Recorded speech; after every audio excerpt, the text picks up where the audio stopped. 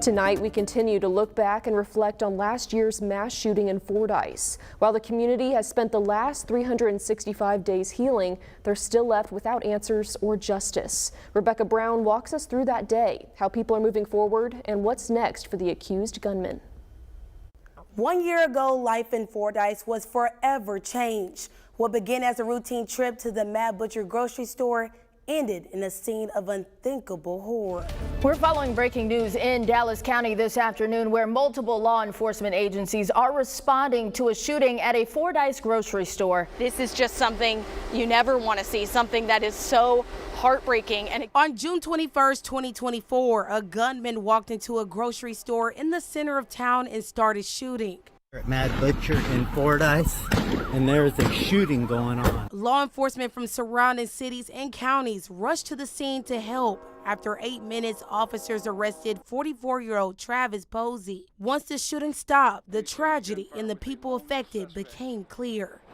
Unfortunately, we can confirm that 11 innocent civilians were shot, and 3 of those are deceased. 4 people were killed, 10 others were hurt, and the town of Fordyce found itself in the national spotlight.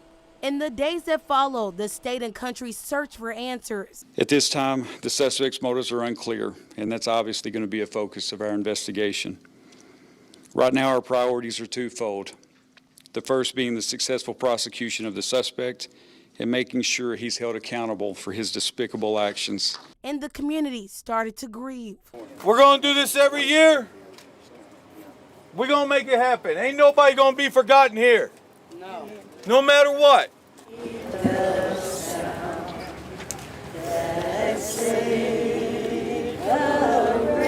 Vigils turned into fundraisers. It was a no-brainer to go ahead and throw a tournament because we knew the amount of support that we would get. And the healing began.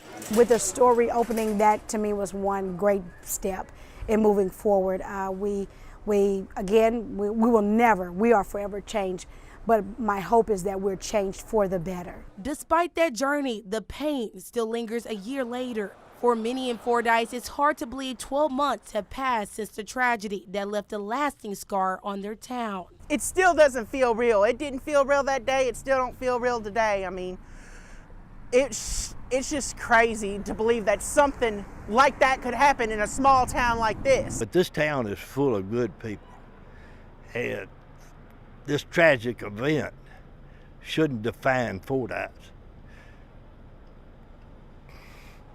I really like it. It's a good town.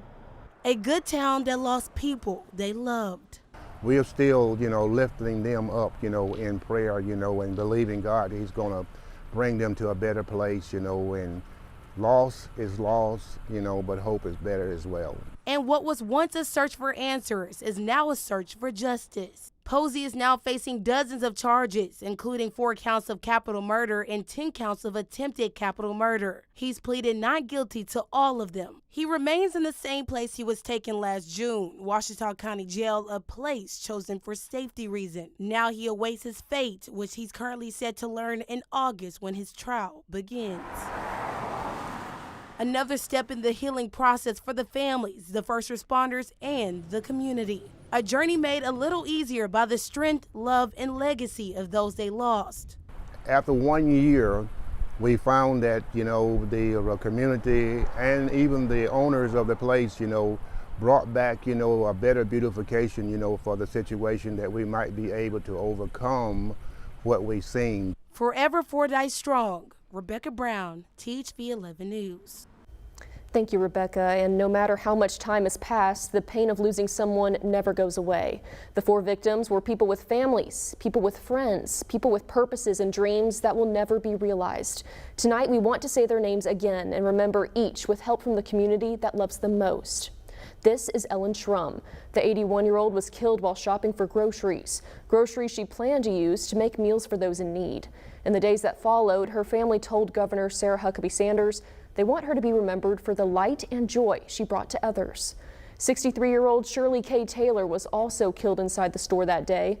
According to reports, she was checking out when the gunman started shooting.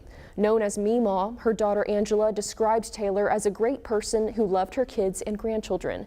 She loved to cook and crochet and took care of others. Angela called her strong and the hardest working woman she has ever known. Roy Sturgis was shot at the grocery store and survived the incident, but unfortunately later died at the hospital there in Fordyce. According to people who were in the store, the 50-year-old was shot while trying to save others. His friends and family praised his bravery and say they'll never forget his sacrifice. Others in the community remembered Sturgis as a good man and a great father. And life had just started for Callie Weems. The 23-year-old was a nurse at the Dallas County Medical Center and was getting ready to celebrate her daughter's first birthday. Callie was shot and killed in the grocery store that day, but not before trying to help others. Investigators say she was shot while giving aid to another victim. One Arkansas state trooper described it as one of the most selfless acts he had ever seen.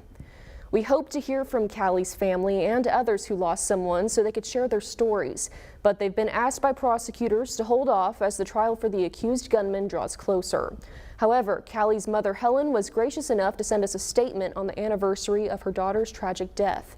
It says in part, quote, "From June 22nd through every day since, I have awakened to the painful reality that my baby girl no longer walks beside me here, but I've also clung to the truth that she is alive in heaven.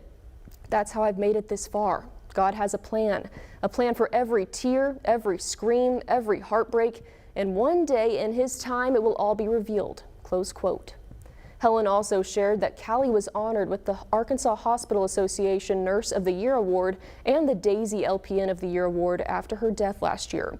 She says, quote, "In remembering Callie, I want everyone to think of her faith, her courage, her deep love for family and friends, her infectious laughter, and her joy for life," end quote.